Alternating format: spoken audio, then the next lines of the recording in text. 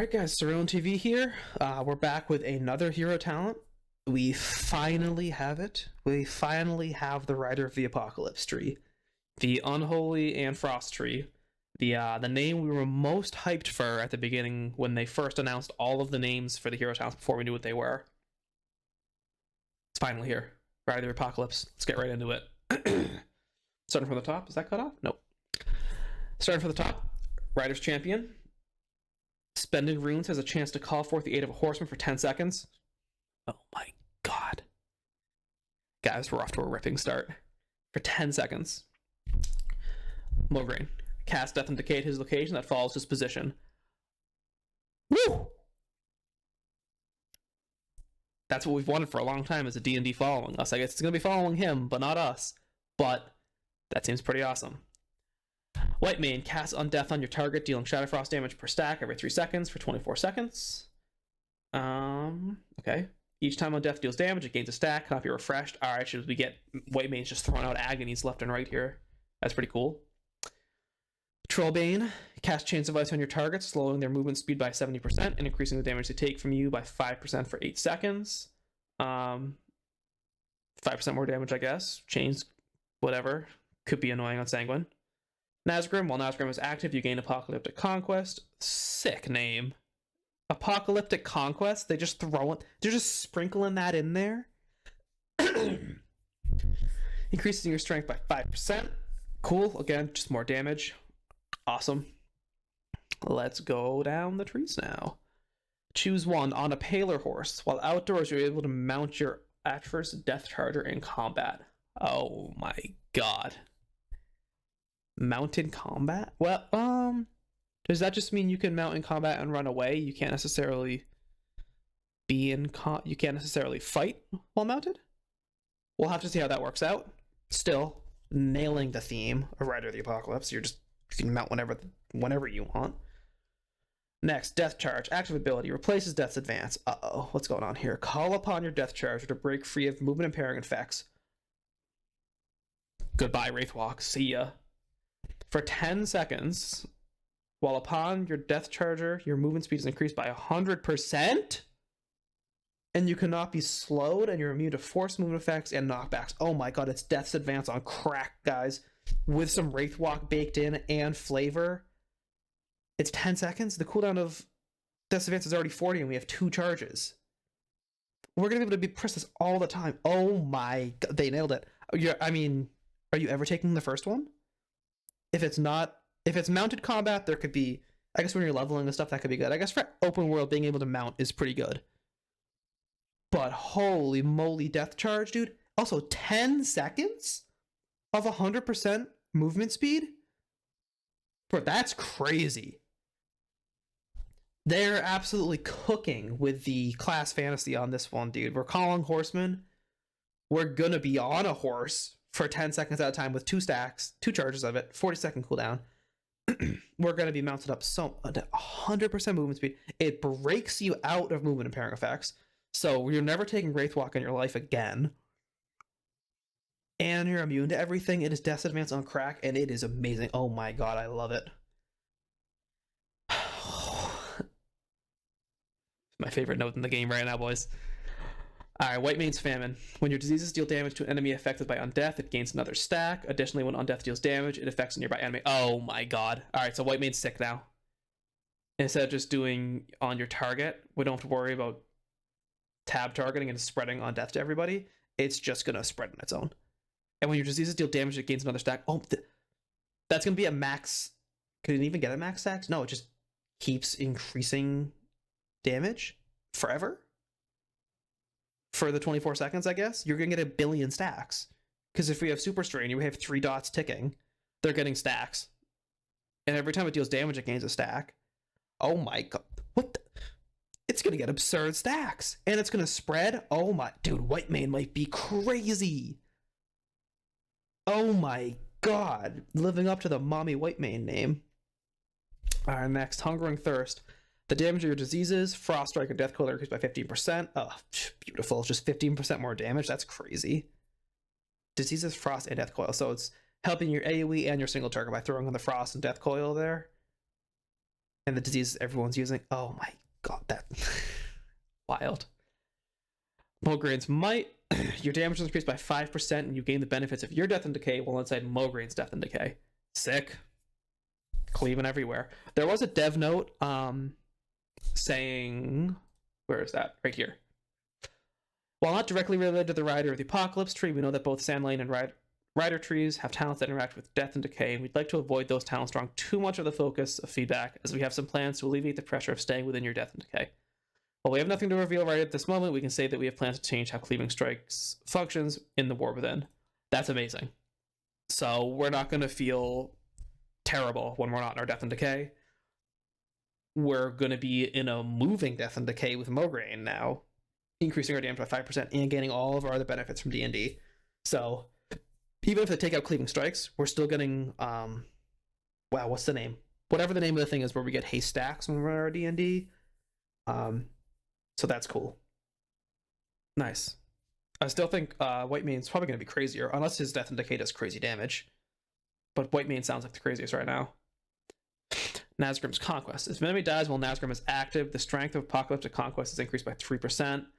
Additionally, each rune you spend increases its value by 1%. Jesus, Nazgrim, are you kidding me? By the end of a pack, that's going to be stacked so high on big pulls and keys, dude. And each rune you spend increases its value. Like, so I wonder if it already needs a stack or if that's just runes you spend in general. I wonder, because that could get crazy. If it's each rune you spend on a boss, you're going to be getting so much strength. Oh, wait, I guess it's only while he's out, which is 10 seconds. Okay. That makes a little more sense then. I was going to say you're going to be at like 100% strength by the end of a fight. But no, it's only while he's out, so... Still, you're going to get some crazy strength from that. That's awesome. Choose one. Fury the Horseman. Every 50 runic power you spend extends the duration of the Horseman's aid in combat by 1 second up to 5 seconds. Oh my god, dude. In our cooldowns, that's going to be crazy. When you're just dumping death coils and epidemics, they can get to 5 seconds longer, so they're up for 15 seconds. Awesome. Oh, this is a choice. We have a choice to make. Face of Stoles. When you have 2 or more horsemen aiding you, your runic power spending abilities deal 20% increased damage and have 10% chance for... Oh my... Brother. That's such a hard choice note. Are you kidding me? So either they're out for longer,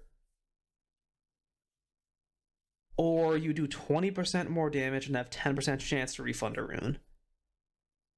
So your spenders. So your death coils and your epidemics are dealing 20% more damage. And have a 10% chance. Oh my god. That's a hard one. That's going to be fun to play around with, because those both seem really good. That's almost like... No, it's not AoE versus single target. Alright, anyways, next. Horseman's Aid. While at your aid, the horseman will occasionally cast anti-magic shell on you and themselves at 80%. Oh my... What? That's crazy. I'm not even going to look at the second one. I mean, I am, but that's crazy. Like, depending on what the uptime of the horseman is, like, assumingly we're going to be getting them pretty often. Like, I don't know what the spending rinse is a chance to call forth is. Like, I don't know what that percent is at the moment. But if they're out and there's like a decent chance that they cast AMS, that's wild. Because AMS, you know, is the greatest button in the game. Alright, let's look at the other one. Pack the Apocalypse. When you take damage, 5% of the damage is redirected to each active horseman. I mean, that's still sick. They're going to be out a lot. That's just 5% DR flat when they're always out. That's crazy too. Like, wow. These are two absolutely banger choice nodes. I love both of these. This one, I mean, I'm just going to be taking Death Charge. Death Charge is crazy. But these two are... I love these choice nodes. They actually, like, both feel good and impactful. Oh, Trollbane. Yeah, we need to give Trollbane some love. Trollbane's Icy Fury. When you obliterate or Scourge Strike a target affected by Trollbane's Chains of Ice, it shatters, dealing Shatter Frost damage to nearby enemies and slows them by 40%. Oh, hell yeah. So, whenever you just hit somebody that has Chains of Ice on them, it just deals AoE damage to everybody else. That's great.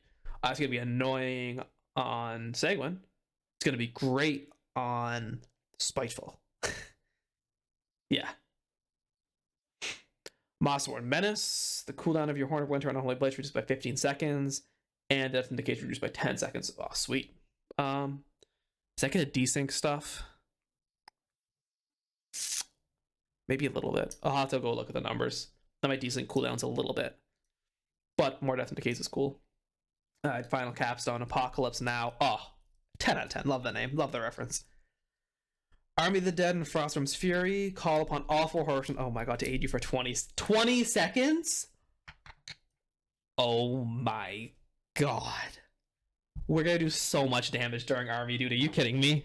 20 seconds? So White Man's gonna be having a billion stacks of Undeath on everybody because those are cleaving everywhere. Nazgrim's giving us 5% strength. Plus, if enemies die, we're getting 3% more. And every rune we spend, we're getting 1% more. We're gonna have so much strength. We're gonna have White Man doing so much damage. We're gonna have Mograine just increasing our damage by 5% and throwing Death and Decay all across the map. And Trollbane's going to be yeeting out chains, which increases the damage they take by 5%, as well as those chains shattering everywhere and dealing damage to everybody else.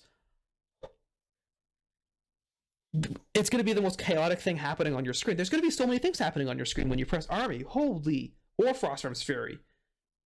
What? Wait, Frostworm's Fury. So you have to take a talent for that. Interesting. So Unholy gets it for free, but for Frost you have to take a talent. Unless they cook it into your, unless they make Frostworm's Fury not a talent anymore and just give it to you. Interesting. But then from the Unholy Brain side, that's going to be crazy.